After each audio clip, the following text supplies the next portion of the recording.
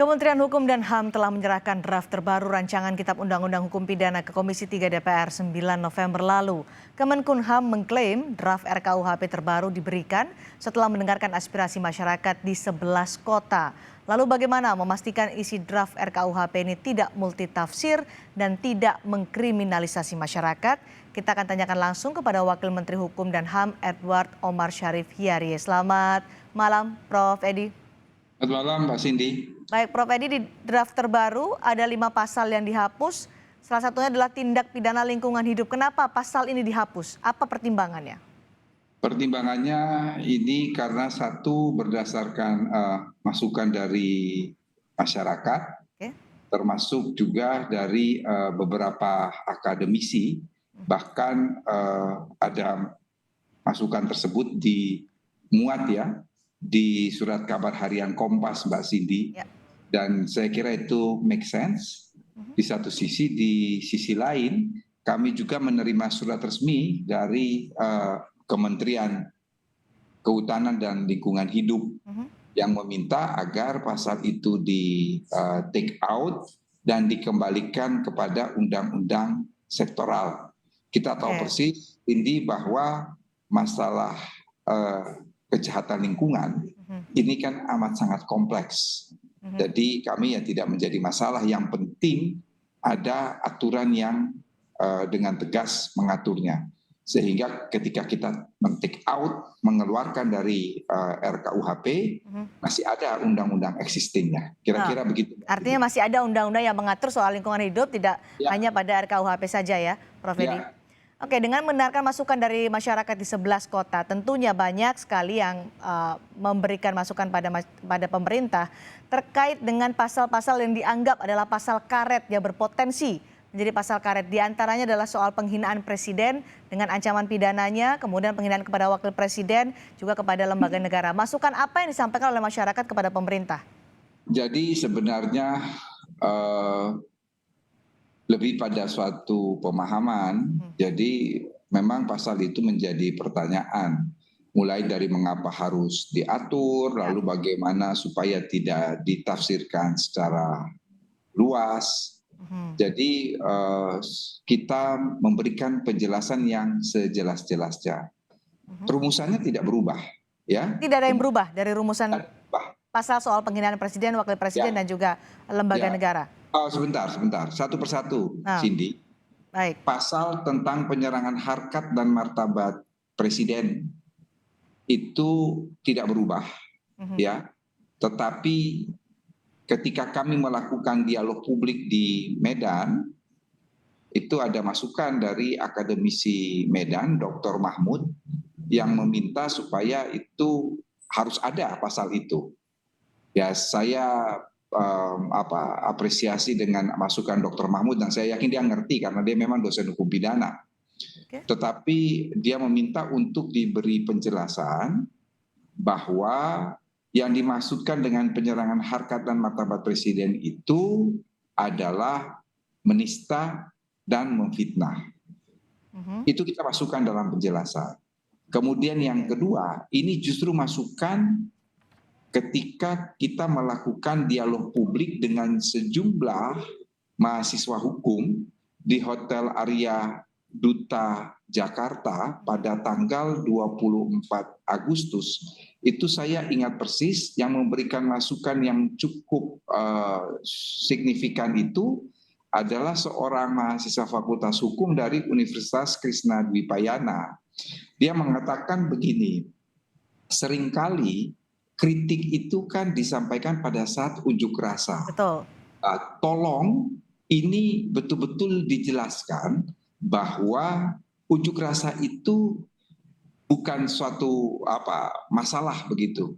Akhirnya kita menampung aspirasi itu dan kita letakkan di dalam penjelasan.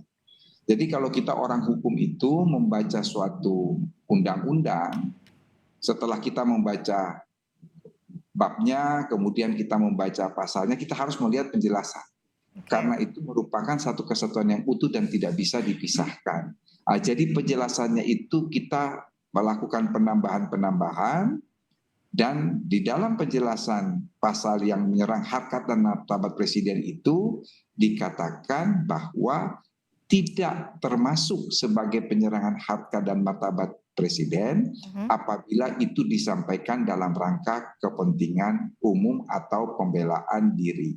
Kepentingan umum itu dijelaskan bahwa yang dimaksudkan dengan kepentingan umum itu adalah kritik terhadap kebijakan presiden dan atau wakil presiden.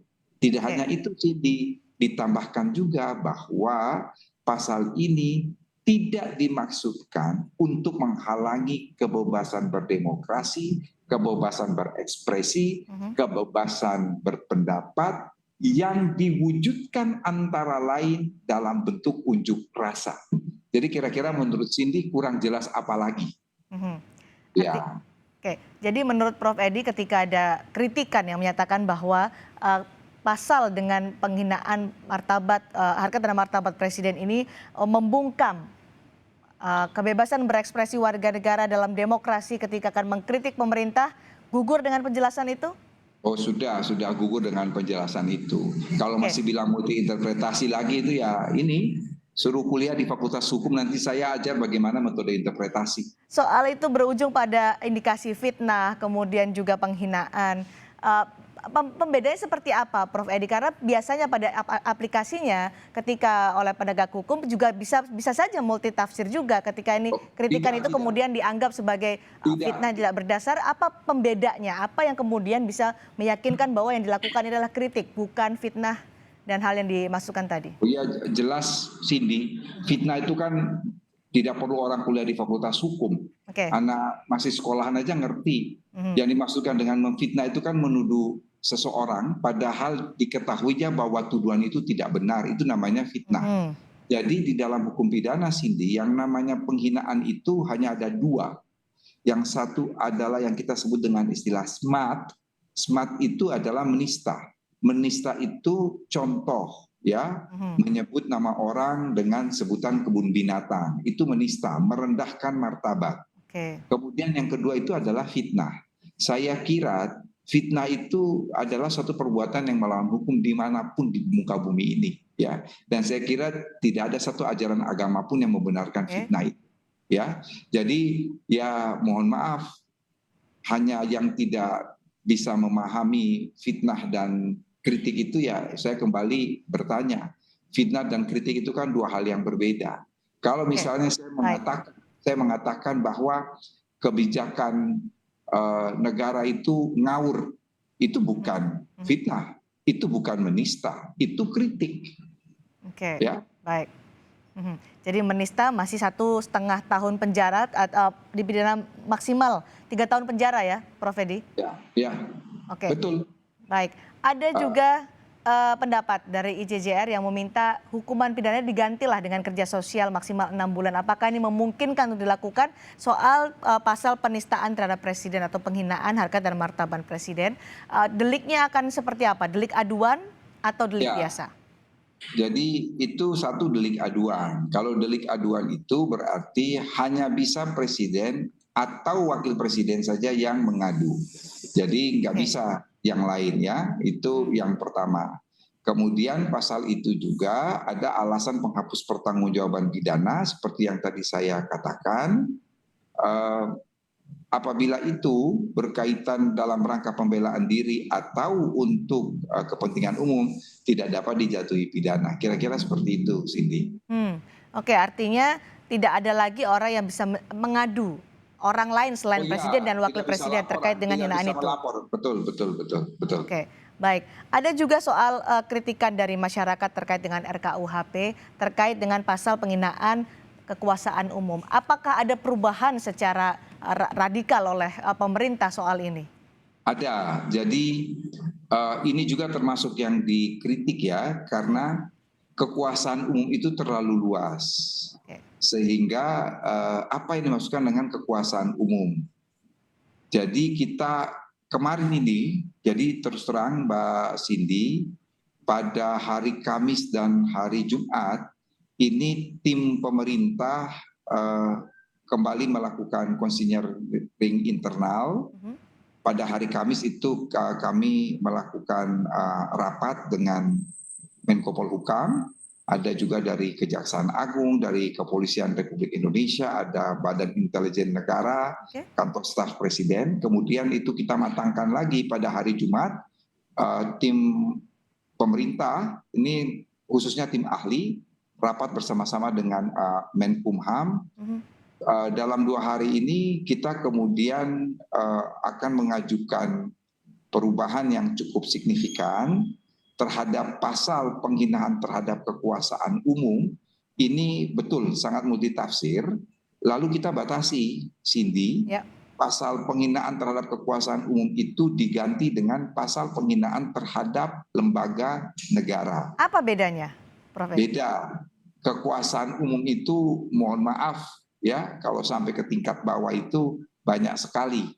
Oleh karena itu hanya dibatasi yang dimasukkan dengan lembaga negara itu, yaitu 1 lembaga kepresidenan, 2 lembaga legislatif, MPR, DPR, dan DPD, dan 3 adalah lembaga yudikatif, Mahkamah Agung, dan Mahkamah Konstitusi. Mengapa kita batasi? Sekali lagi ini kita harus menjaga marwah dari lembaga-lembaga yang menjalankan trias politika, yaitu kekuasaan eksekutif, legislatif, dan yudikatif, tetapi kita hanya batasi pada tingkat pusat ya. Jadi marwah dari lembaga-lembaga tersebut itu yang pertama. Yang kedua, ini merupakan delik aduan loh, Cindy. Siapa yang mengadu? Yang mengadu adalah pimpinan lembaga. Jadi kalau lembaga kepresidenan itu dihina, ya presidennya. Kalau lembaga MPR-nya dihina, ya ketua MPR-nya. Begitu juga ketua Mahkamah Konstitusi, ketua Mahkamah Agung, dan lain sebagainya. Kira-kira begitu. Kembali supaya tidak menjadi atau berpotensi sebagai pasal karet, penghinaan seperti apa batasan-batasannya yang bisa kemudian diadukan? Kembali lagi. Sudah berulang kali saya selalu mengatakan, mau penghinaan presiden, penghinaan lembaga negara, penghinaan pejabat, intinya penghinaan itu hanya 2. 1 adalah menista, 2 adalah memfitnah. Jadi itu yang harus dipegang itu dalam hukum pidana itu adalah menista dan memfitnah. Yang kalau kemudian diinterpretasi ini pasal karet ya sekali lagi. Itu ya saya agak ini juga, kasihan juga ya. Kalau jadi mahasiswa saya itu diajarkan di semester 2 tuh mata kuliah hukum pidana. Ya, dia udah tahu mata kuliah hukum pidana itu semester 2 sudah harus tahu bahwa yang namanya menghina itu hanya ada 2. Ya 1 menista, yang 1 namanya fitnah, itu saja, tidak ada yang lain. Bahwa kemudian ini kritik dan lain sebagainya, jelas fitnah dan kritik itu berbeda 2 hal yang berbeda ya. Dalam bentuk lisan maupun tulisan ya, Prof Edi? Ya. Baik.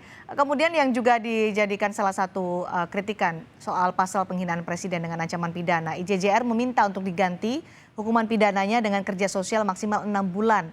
Karena menurut IJJR, Prof Edi, verbal crime semestinya tidak punya konsekuensi pembatasan pidana terhadap ruang gerak dan tubuh. Mungkinkah jika hukum pidana ini diganti dengan kerja sosial bisa dilakukan? Ya, coba dibaca lagi buku 1 RUU KUHP ya. Jadi ya nggak ada ancaman pidana di muka bumi ini yang berbunyi setiap orang yang melanggar bla bla bla diancam dengan pidana kerja sosial atau pidana pengawasan. Tidak demikian. Biasanya ancaman pidana di dalam berbagai KUHP di seluruh dunia ini biasanya dia cantumkan kalau bukan ancaman pidana penjara atau pidana denda. Tetapi saya katakan dibaca betul itu buku 1 KUHP.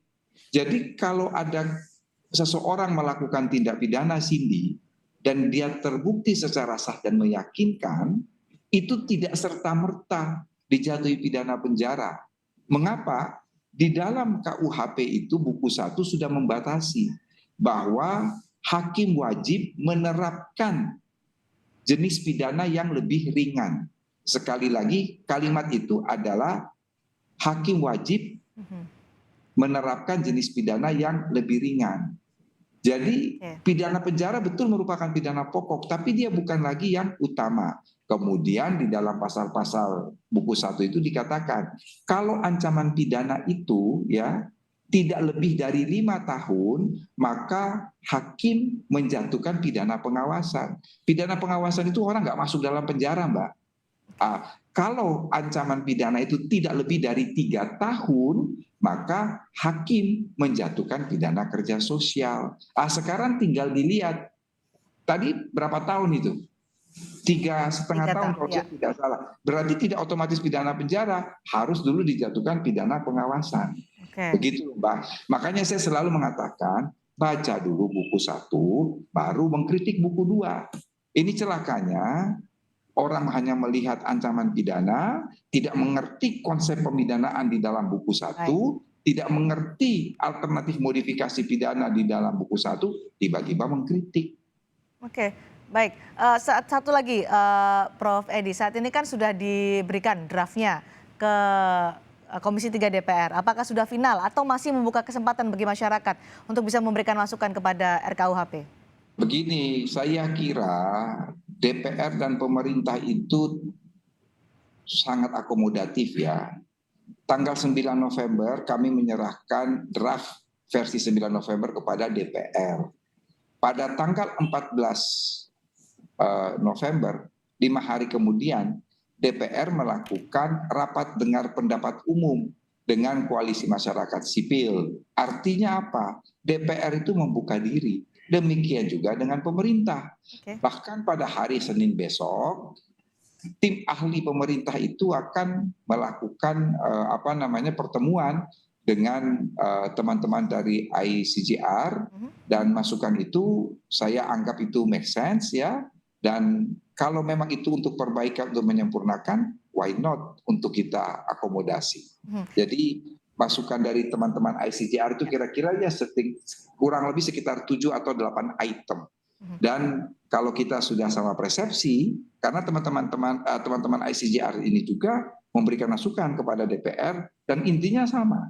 Saya kira kalau DPR menerima, pemerintah juga menerima usulan dari teman-teman, saya kira nanti pada saat pembahasan itu akan lebih smooth, lebih cepat, dan kita bisa mencapai kesepakatan maksimal. Jika disetujui DPR, apa tahapan selanjutnya, Prof. Edi? Kalau disetujui DPR, maka akan masuk pada persetujuan tingkat pertama. Pada persetujuan tingkat pertama itu ada pandangan umum mini fraksi ya. Itu baru kemudian, itu persetujuan tingkat pertama. Kalau semua udah oke, baru kemudian persetujuan tingkat kedua dalam paripurna. Bagaimana menjamin bahwa RKUHP yang kemudian disusun sesuai implikasinya dengan penegakan hukum sampai ke bawah, karena biasanya kan ada kesalahan atau multitafsir juga mungkin dilakukan oleh pada saat penegakan hukum untuk mengartikan RKUHP ini. Bagaimana jaminannya untuk bisa sesuai dengan apa yang diinginkan dalam RKUHP atau termaktub dalam RKUHP dan aplikasinya?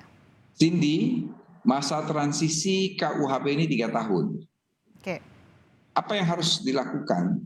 Pertama dan utama adalah melakukan sosialisasi terhadap APH, aparat penegak hukum. Tujuannya apa? Supaya ada persamaan standar, ada persamaan parameter, ada persamaan frekuensi, supaya tidak terjadi penafsiran yang berbeda-beda. Tetapi kami optimis. Mengapa, Cindy? Di dalam tim pemerintah itu ada teman-teman dari kejaksaan, ada dari teman-teman kepolisian yang mereka turut andil dalam melakukan formulasi pasal-pasal yang ada dalam RKUHP. Jadi pemerintah itu selalu melakukan simulasi.